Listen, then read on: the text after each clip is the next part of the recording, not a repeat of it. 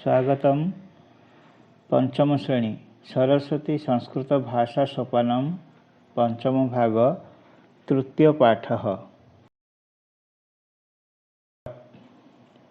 पुस्तक पठनम। अहं विद्यालयं गच्छामि। अहं पाठं पठामि। अहं विद्यालयं गत्वा पाठं पठामि। अहं अन्नं खादामि। अहं नगरं गच्छामि। अहं अन्नं खादित्वा नगरं गच्छामि। छात्रः क्रीडति। छात्रः गृहं गच्छति। छात्रः क्रीडित्वा गृहं गच्छति। बालकः जलं पिबति। बालकः आगच्छति। बालकः जलं पीत्वा आगच्छति। कृषकः क्षेत्रं कर्षति। कृषकः गृहं गच्छति। कृषकः क्षेत्रं कृष्ट्वा गृहं गच्छति। वानरः वृक्षम् आरोहति। वानरः फलं खादति।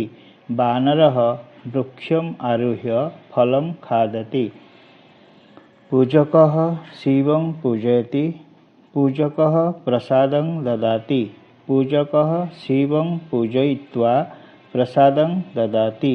पुत्रः जनकं प्रणमति। पुत्रः विद्यालयं गच्छति। पुत्रः जनकं प्रणम्य विद्यालयं गच्छति। माधवः आचार्यं पश्यति। माधवः आचार्यं नमति। माधवः आचार्यं दृष्ट्वा नमति। केशवः पठनं करोति। केशवः भोजनं करोति। केशवः पठनं कृत्वा भोजनं करोति। कठिन शब्दार्थः। गत्वा जाई, प्रणम्य प्रणाम करी, खादित्वा खाई, नीत्वा नेई, पीत्वा पी, कृत्वा करी, क्रीडित्वा खेली, श्रुत्वा शुणी, कृष्ट्वा चाष करी, दृष्ट्वा देखी, आरुह्य आरोहण करी। अनुवादः। अहं विद्यालयं गच्छामि। मु विद्यालय को जाउछि। अहं पाठं पठामि। मु पाठ पढुछि। अहं विद्यालयं गत्वा पाठं पठामि। मु विद्यालय को जाई पाठ पढुछि। अहं अन्नं खादामि। मु भात खाउछि। अहं नगरं गच्छामि। मु नगर को बा शहर को जाउछि। अहं अन्नं खादित्वा नगरं गच्छामि। मु भात खाई नगर को जाउछि। छात्रः क्रीडति। छात्रटी खेलुछि। छात्रः गृहं गच्छति। छात्रटी घर को जाउछि। छात्रः क्रीडित्वा गृहं गच्छति। छात्रटी खेली करी घर को जाउछि। बालकः जलं पिबति। बालकटी जल बा पानी पिउछि। बालकः आगच्छति। बालकटी आसुछि।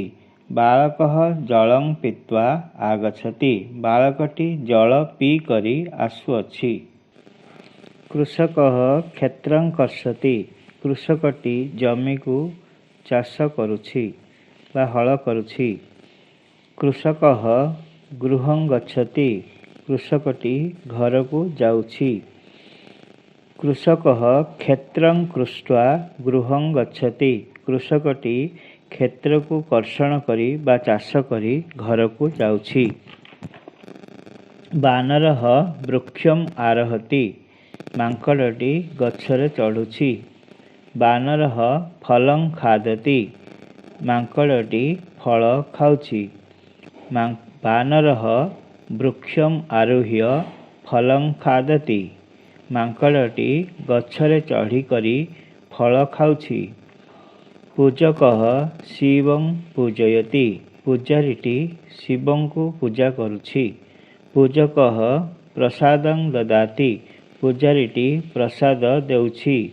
पूजकः शिवं पूजयित्वा प्रसादं ददाति। पूजारीटी शिवं को पूजा करी प्रसाद देउछि। पुत्रः जनकं प्रणमति।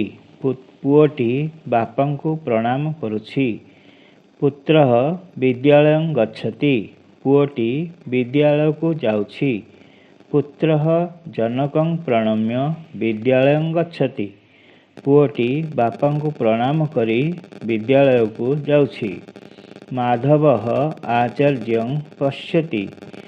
ମାଧବ ଆଚାର୍ଯ୍ୟଙ୍କୁ ଦେଖୁଛି। ମାଧବଃ ଆଚାର୍ଯ୍ୟଂ ନମତି। ମାଧବ ଆଚାର୍ଯ୍ୟଙ୍କୁ ନମସ୍କାର କରୁଛି। ମାଧବଃ ଆଚାର୍ଯ୍ୟଂ ଦୃଷ୍ଟ୍ୱା ନମତି। ମାଧବ ଆଚାର୍ଯ୍ୟଙ୍କୁ ଦେଖିକରି ପ୍ରଣାମ କରୁଛି। କେଶବଃ ପଠନଂ କରତି। କେଶବ ପାଠ ପଢ଼ୁଛି। କେଶବଃ ଭୋଜନଂ କରତି। କେଶବ ଭୋଜନ କରୁଛି। କେଶବଃ ପଠନଂ କୃତ୍ୱା ଭୋଜନଂ କରତି। କେଶବ ପାଠ ପଢ଼ିସାରି ଭୋଜନ କରୁଛି।